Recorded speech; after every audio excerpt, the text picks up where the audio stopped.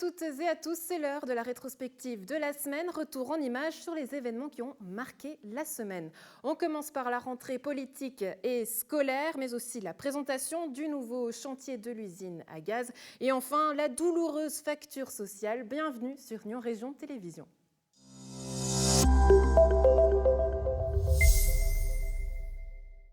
La rentrée scolaire a sonné pour plus de 126 000 élèves et plus de 13 000 enseignants vaudois. Une rentrée scolaire sous le signe du Covid-19. Port du masque obligatoire ou non, qu'en est-il du côté de l'établissement primaire secondaire de Nyon-Marans? On en parle avec le directeur du gymnase, Gérard Produit. Bonjour. Bonjour. Merci d'être avec nous. Cécile Amarel, conseillère d'État chargée du département de la formation, souhaitait une rentrée aussi normale que possible. Est-ce que c'est ainsi que vous l'avez vécu ? C'est une rentrée très singulière, normale peut-être pour les élèves qui n'ont pas l'obligation de porter le masque, mais pour ceux qui ont dû venir avec le masque, c'est quand même quelque chose d'inhabituel. Inhabituel aussi, même si on a dû mettre en place dès le 11 mai des mesures sanitaires. Elles ont été allégées à un moment donné, elles sont renforcées aujourd'hui. Donc non, il y a un certain nombre de changements. Port du masque ou non, on le disait justement en titre, quelles sont les directives dans l'établissement ? Alors, pour faire simple, tous les élèves doivent porter le masque lorsqu'ils se déplacent en transport public. Ça veut dire typiquement que pour l'établissement de Nyon-Marans, il y a des élèves de Nyon qui pourraient habiter à plus de 2,5 km et pour lesquels un masque devrait leur être donné s'ils utilisent les transports publics. Tous les élèves de Prangin qui sont également scolarisés dans notre établissement utilisent les transports publics, donc ils doivent porter le masque, quel que soit leur âge du moment qu'on prend les transports publics. Et puis pour les élèves qui sont en classe de raccordement, donc ce qu'on appelle les 12e années, c'est une décision récente en fait. Ils ont l'obligation de porter le masque comme les élèves du gymnase, comme les élèves d'école professionnelle. Et donc eux, au quotidien, pour toutes les leçons, ils porteront le masque. Et puis pour les enseignants, ils doivent porter le masque dans les locaux communs, donc c'est-à-dire salle des maîtres, les couloirs, à la récréation, lors de la surveillance. Mais ils n'ont pas l'obligation de porter le masque pendant qu'ils dispensent leurs cours si la distance d'1,50 m est respectée avec les élèves. Donc ce matin, pour moi, la grande information ou la grande demande que j'ai adressée à tous les élèves, c'est les enseignants feront un maximum pour maintenir une distance d'1,50 m, mais on vous demande, vous aussi, de faire ce même effort. On sait que dans les déplacements, ce n'est pas toujours facile. Donc on est particulièrement vigilant par rapport à ça. Pour faire simple, donc on entend qu'il y a quelque chose de compliqué, un effort à faire. Donc comment est-ce que vous avez mis tout ça sur pied? Comment est-ce que vous avez préparé cette rentrée qui s'annonce un peu compliquée, si je vous comprends bien? Bon, disons que ce qu'il faut dire, c'est que beaucoup de choses avaient été mises en place lors du retour en classe le 11 mai dernier. Donc en fait, on a maintenu au sol les scotch qui montraient les 1,50 m de distance. On a maintenu ce genre de choses. On a maintenu les distributeurs de solutions hydroalcooliques. Dans toutes les classes, il y a donc des vaporisateurs de solutions hydroalcooliques pour que l'enseignant puisse désinfecter. Donc tout ça avait déjà été mis en place et on l'a maintenu. Maintenant, il y a eu des informations qui ont été faites par le département. Donc les parents ont reçu la semaine passée une information. Cette information disait clairement que les élèves devraient porter un masque s'ils prennent les transports publics, les élèves de classe de raccordement devraient porter un masque, que ces masques sont à charge des communes pour les trajets, pour les élèves de RAC, c'est à charge du canton. Enfin, tous ces éléments ont été expliqués. Et donc, on a simplement informé les parents via le courrier. Ce matin, j'ai informé les élèves via une conférence que j'ai chaque année avec l'ensemble des étudiants. Ça a été fait également avec les enseignants la semaine passée pour préparer la rentrée. Des documents ont été édictés, le site internet est mis à jour régulièrement par rapport à l'évolution sanitaire. Et puis j'ai aussi sensibilisé les jeunes qui sont récemment rentrés de vacances de pays à risque. On n'est pas certain malheureusement que tous les jeunes ou tous les parents aient conscience qu'il y a une quarantaine obligatoire. Donc on a demandé à tous les élèves d'où ils venaient, etc. Et puis on essaie d'avoir des discussions, on va dire, plus personnelles avec ses parents pour expliquer que les enfants doivent rester en quarantaine s'ils arrivent de ces pays. J'imagine qu'il a fallu avoir également d'autres discussions plus personnelles, convaincre certaines personnes. Comment est-ce que ces mesures sont justement accueillies du côté des parents, des élèves, des enseignants? Alors, j'ai eu quelques courriers de parents inquiets. Je trouve ça tout à fait logique, légitime. On vit tous de manière un peu différente cette crise. Certains, j'expliquais qu'il y a un tiers pour lequel c'est pas très important, il y a un tiers qui pense qu'il faut prendre des mesures, il y a un tiers pour lequel c'est très important, puis il reste quelques bribes de part et d'autre qui sont les extrêmes, dont on ne doit pas se moquer parce que c'est vrai que c'est pas rationnel. Donc on essaie de prendre au sérieux tout le monde. Je vais être honnête, le port du masque, ce n'est pas forcément quelque chose de pratique et d'agréable que tout le monde supporte. Donc, je peux imaginer que certains disent « je ne veux pas le porter ». Alors, on a une situation, ces gens resteront à la maison. À l'inverse, il y a aussi toute une série d'élèves qui n'ont pas l'obligation de porter le masque, mais qui le portent malgré tout parce qu'ils vivent avec des personnes qui peuvent avoir une maladie chronique ou qui sont jugées vulnérables. Et donc, il a fallu expliquer vraiment aux élèves le respect qu'on doit avoir par rapport à ces situations particulières. Des situations particulières, mais une rentrée scolaire en présentiel. Tous les élèves sont de retour en classe. Quels sont les objectifs en matière d'éducation ? Alors, ce qui est certain, c'est que le travail à domicile a montré l'importance de l'enseignant qui est devant la classe en présentiel. Donc l'école à la maison, c'est pas pour demain ? Non, c'est pas pour demain. Malgré tous les outils informatiques et techniques, la technologie qu'on a à disposition, qui a d'ailleurs beaucoup aidé, on se rend compte que les élèves qui étaient en décrochage scolaire le sont encore plus. Donc il y a tout un travail qui va devoir faire d'un point de vue pédagogique maintenant pour renforcer, pour reprendre une partie du programme en présentiel.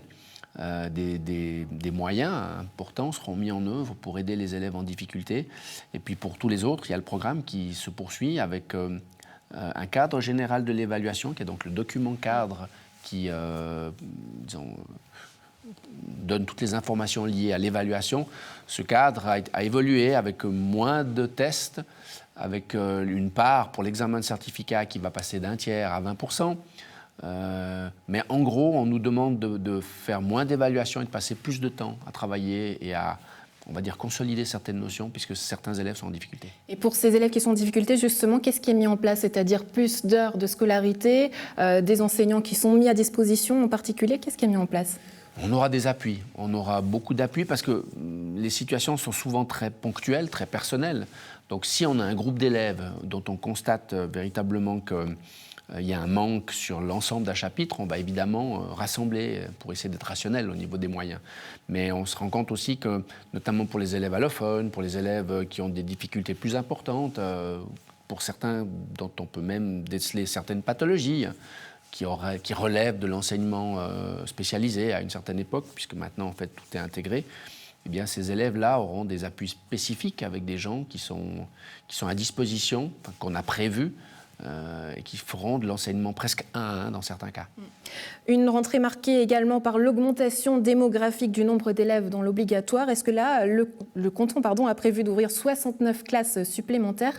Là, dans votre établissement, quelle est la situation ? Est-ce qu'il y a des classes supplémentaires ou non ? Oui, par rapport à l'année passée, il y en a 3. Alors, il y en a 3 pour une trentaine d'élèves. Donc, on n'a pas fait 3 classes de 10, évidemment, mais certains effectifs étaient relativement conséquents, donc on a pu abaisser ce nombre moyen. Et puis, 30 élèves sur 900, c'est beaucoup, hein, c'est un peu plus de 3%. Donc, c'est une augmentation importante. On a la chance de bénéficier de locaux, parce que c'est aussi ça le challenge. Et pour l'instant, ça se passe bien. Mais oui, l'augmentation, on va dire qu'on retrouve dans le canton, elle se retrouve tout à fait dans la région lyonnaise. On a d'ailleurs un taux de développement démographique tout à fait significatif, voire plus important que la moyenne cantonale. Conclusion rapide, qu'est-ce qu'on peut vous souhaiter pour cette année scolaire ? Que les élèves entrent dans le bâtiment scolaire avec le sourire. À découvrir derrière le masque ou non. Gérard Produit, directeur de l'établissement secondaire de Nyon-Marans. Merci d'avoir été avec nous. Merci à vous.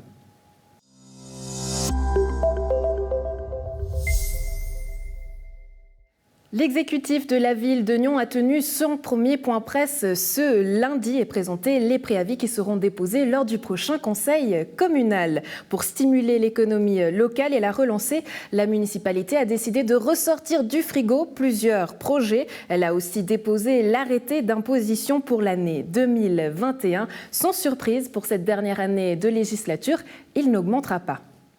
C'est la rentrée politique à Nyon et dans quelle mesure justement l'exécutif s'est-il préparé à cette rentrée ? Alors l'exécutif s'y est bien préparé. Vous avez vu que de nombreux préavis ont été déposés ou seront déposés le 31 août. Et ceux-ci sont, comme le syndic l'avait déjà annoncé, sous le signe de la reprise et d'être anticycliques. Alors justement, cette reprise, vous parlez du prochain conseil communal aura lieu, le prochain conseil communal aura lieu à Maran aussi. Pas moins de 10 préavis qui sont déposés. Et là, en tant que municipal en charge des finances, vous allez être particulièrement sollicité, notamment sur des projets qui ressortent. Vous avez ressorti, on va dire, de la glace pour les présenter aux législatifs. Oui, effectivement, nous avions mis quelques projets au frigo et vu le Covid et les incertitudes financières, particulièrement pour les entreprises privées, nous avons décidé de relancer l'économie et de sortir certains préavis assez importants qui, à l'heure actuelle, ne sont que des crédits d'études, mais deviendront très probablement des crédits de réalisation.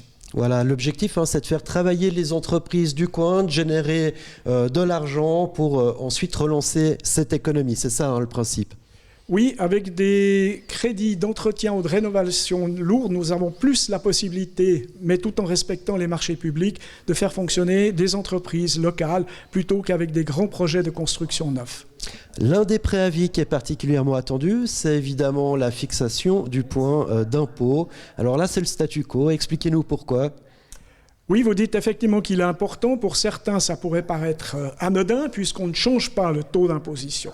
Néanmoins, il y a une réflexion très importante qui a été menée par la municipalité, puisqu'il y avait certains éléments qui auraient plutôt incité à l'augmenter et d'autres, effectivement, qui prônaient plutôt la stabilité. Voilà, donc ce point d'imposition qui reste à 61, est-ce qu'il n'y a quand même pas une petite arrière-pensée en vue des élections de surtout ne pas repartir dans une hausse d'impôts que vous avez tout de même évoquée pendant cette conférence de presse ? Non, nous n'avons pas choisi la méthode simpliste, effectivement, je le disais tout à l'heure, nous avons réfléchi à ceci. Les éléments pour la hausse auraient pu être, par exemple, des crédits d'investissement importants à venir. Vous vous souvenez que pour le COSI, nous avons demandé des points d'impôt affectés, mais le Conseil communal nous a répondu c'est trop tôt lorsque vous êtes avec des crédits d'études. Or, c'est le cas aujourd'hui. Donc, pas de points d'impôt affectés. En ce qui concerne les points d'impôt du fonctionnement, là aussi, avec des comptes 2019 à l'équilibre, difficile d'expliquer à certains conseillers qu'il faudrait mettre la main au porte-monnaie. Mais après des référendums, on est dans la dernière année de législature, c'était quand même dangereux d'augmenter le point d'imposition. Je ne suis pas sûr. Oui, c'était dangereux, bien entendu, mais je répète, je pense que ce n'était pas nécessaire. Par contre, c'est clair que depuis 1 ou 2 ans, nous envoyons des signaux de détresse, je dirais, ou en tout cas des warnings disant « Attention, il y a des gros nuages qui s'amoncellent sur les finances de la ville de Nyon, mais je pense aussi avec le Covid sur bien d'autres villes. » Eh bien, ça sera tout l'enjeu de la prochaine législature. J'imagine que vous en ferez partie. En tout cas, je ne quitterai pas le bateau, effectivement, si je suis réélu, c'est-à-dire que je reviendrai avec des propositions, pas forcément d'hausse d'impôts, mais d'autres propositions, car il ne faut pas l'abandonner, ce bateau Ville de Nyon. Claude Huldry, municipal en charge des finances, merci beaucoup de nous avoir accordé ces quelques minutes. Merci à vous.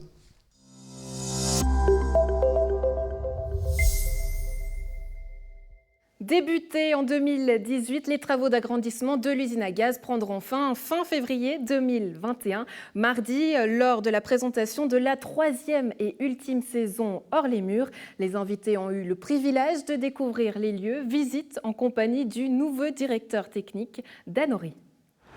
Salut, bienvenue à l'usine à gaz, je suis Dan, le nouveau directeur technique. On va aller faire une petite visite, suivez-moi.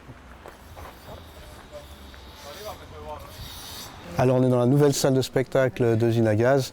C'est une salle de 208 places assises, il y aura 208 fauteuils là, et une scène de 15 mètres par 14 qui va pouvoir accueillir théâtre, danse, musique, dans des conditions qui vont être assez exceptionnelles. L'acoustique est vraiment excellente.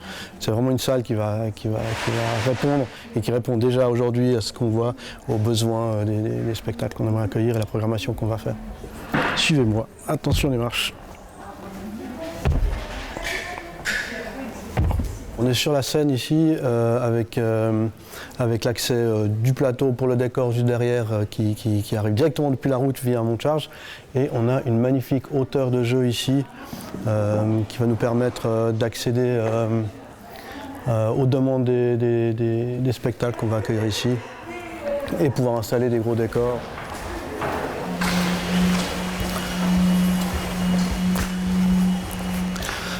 Là, nous sommes dans le studio de répétition qui va être aménagé en acoustique et avec un parquet de danse pour toutes les répétitions des spectacles, pour la création, pour vraiment pouvoir accueillir des compagnies entières, l'échauffement, etc. Donc ils sont juste à côté de la scène, donc on a vraiment un couloir qui nous sépare de la scène et aussi accès aux loges par l'escalier à l'appartement qui est juste au-dessus. 2 salles, 2 ambiances? 2 salles, 2 ambiances. Ici, c'est vraiment, il n'y aura pas de public ici, c'est vraiment une zone de travail qu'on va pouvoir louer séparément de la salle et qui va pouvoir aussi travailler en même temps qu'un spectacle à côté. Mais le but, c'est vraiment studio de répétition, studio de création. Ici, vous connaissez, c'est l'ancienne usine à gaz qui va garder tous ses charmes et qui va accueillir toute la programmation musique actuelle, un peu de théâtre aussi et tous les spectacles qu'on va pouvoir imaginer ici. On reste dans le même esprit. Et a priori, on ne va pas faire de travaux ici. Il y a quelques travaux qui sont faits au plafond d'isolation, mais sinon on reste dans la même configuration.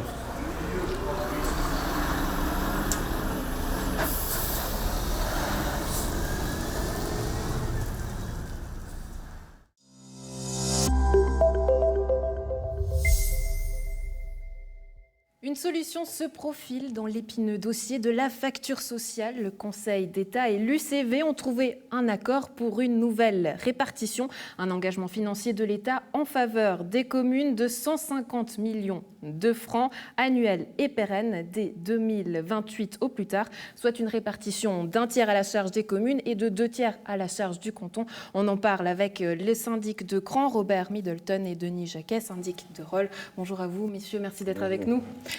Je commencerai la discussion avec vous, monsieur Denis Jacquet. Est-ce que cette solution vous satisfait? Pas du tout. Elle est à la fois insatisfaisante dans les montants et surtout dans les délais. Si on avait pu imaginer 1 tiers, 2 tiers, ce n'était pas en tout cas dans un délai de 7 à 8 ans.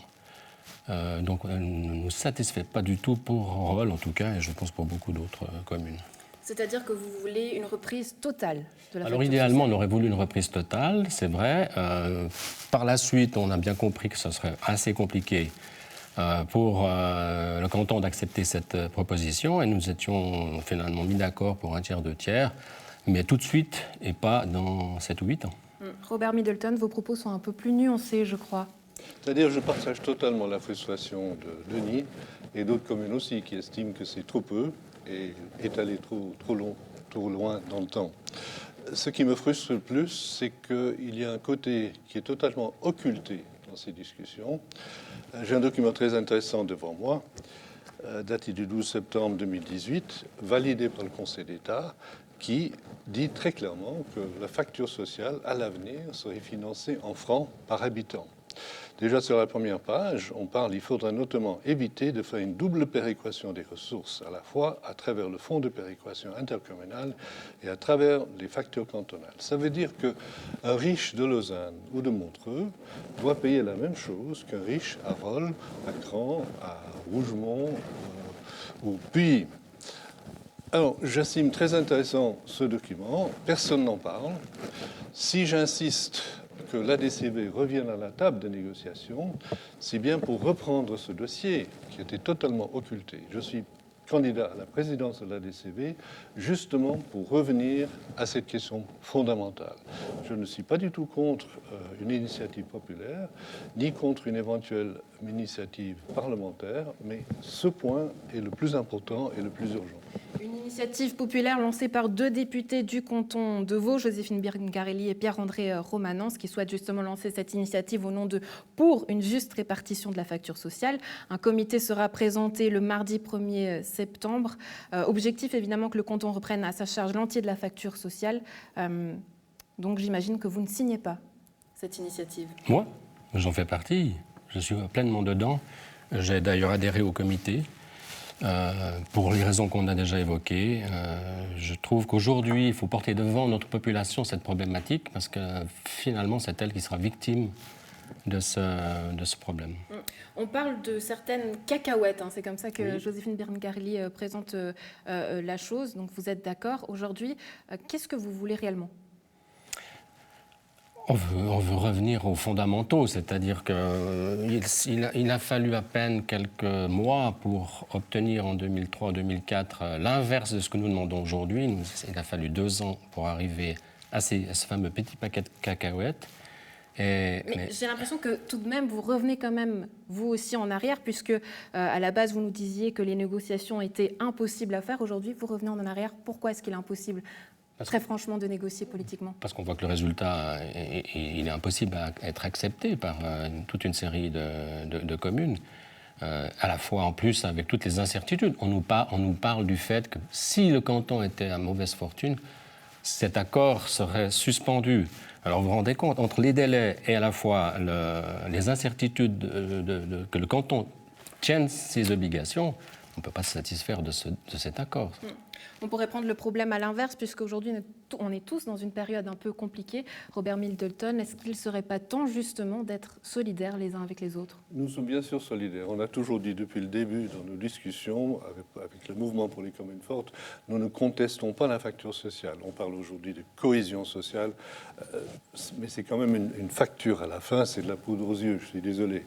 Le problème, c'est que nous ne savons pas, avec les montants annuels qui sont là, tant que la répartition est faite sur une base péréquative, nous n'avons aucune possibilité de deviner combien cela impliquera pour nos communes. Si c'est en francs par habitant, à ce moment-là, on peut commencer à faire de la planification financière utile et intéressante. Pourquoi vous n'adhérez donc pas à cette initiative populaire pour une facture juste, pour une répartition juste de la facture sociale ? Je n'ai pas dit que je ne participe pas. Vous devons participer, parce qu'on ne connaît pas encore très clairement ce comité. Nous devons en parler à la municipalité. Ce n'est pas une décision que le syndic prend tout seul. Nous devons en parler. Je pense aussi avec les conseillers communes, on peut voir un petit peu l'ambiance. On attendra peut-être le 17 septembre pour les assemblées générales des 2 associations. À mon avis, rien ne presse, parce que de toute façon, ça va prendre du temps pour monter cette action. C'est aussi à cette date que le texte définitif sera présenté par l'Assemblée générale de l'UCV et qui passera aussi devant le Grand Conseil. Alors on sait, cette facture sociale est épineuse, parfois compliquée, elle ne vous arrange pas, mais ils ont plus un prochain dossier brûlant qui devrait arriver sur la table des négociations avec le canton. C'est le nouveau mécanisme de la péréquation intercommunale. Là, j'ai envie de dire, quelque part, Denis Jacquet, est-ce que c'est des négociations qui sont jouées d'avance dans cette ambiance-là ? En tout cas, elles sont... On ne croit plus. Enfin, je veux dire, pour moi, c'est des parties de poker menteurs. La péréquation, on voit le temps que ça a pris pour la facture sociale, qui est un sujet relativement facile, une clé de répartition. La péréquation, c'est bien une équation bien différente. Et avec les élections communales et cantonales qui se présentent, je ne vois pas que ce dossier soit sérieusement mis en avant d'ici 3 ans. Et après, il va falloir faire une nouvelle loi, et bien sûr la mettre en application. Et donc moi je ne vois pas avant le 1er janvier 2025 une mise en vigueur de la péréquation. Or ce sujet-là, la péréquation, c'est quelque chose qui est essentiel dans le cadre justement de ces problèmes de ressources sur lesquelles on est ponctionné.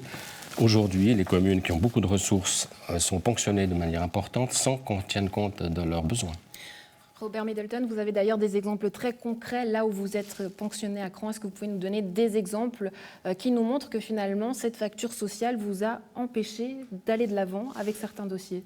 Tout à fait. Alors, si on prend les chiffres 2019, je constate que 96,83% de nos impôts sur le revenu des personnes part au canton. Ce n'est pas normal. C'est difficile à ce moment-là de dire augmenter les impôts. Comment expliquer ça aux contribuables que pour un petit 4% qui vous reste, que vous devez augmenter les impôts? Donc ça, c'est un problème politique pour plusieurs communes. Et je pense que ça fait partie justement de cette question à l'avenir.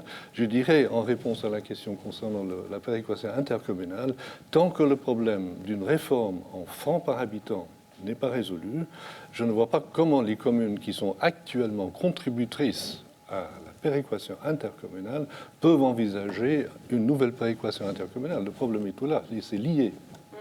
Beaucoup de problèmes, des propos qui sont parfois nuancés. On sait qu'entre les entre les communes elles-mêmes, pas tout le monde est d'accord, Denis Jacquet, mais finalement, pour les gens qui nous regardent, qu'est-ce qu'ils doivent comprendre de cette facture sociale? Pourquoi elle est importante pour le citoyen lambda? Elle est importante pour les citoyens de communes parce que c'est une séquestration qu'on nous fait en nous ponctionnant au niveau communal des montants qui aujourd'hui seraient importants pour les investissements communaux. À Rolle, on a des projets évidemment de construction scolaire, on doit encore construire des écoles, on a des infrastructures par rapport aux nouveaux quartiers.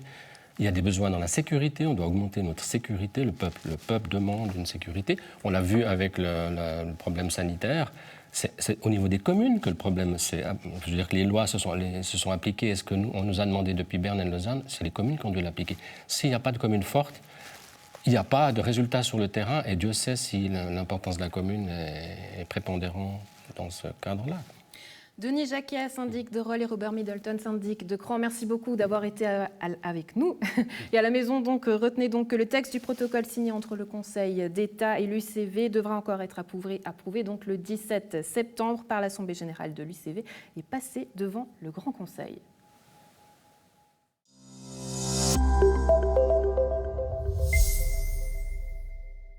C'est tout pour l'instant. Rendez-vous dès lundi depuis nos studios ou alors sur les routes du district. Excellent week-end à tous.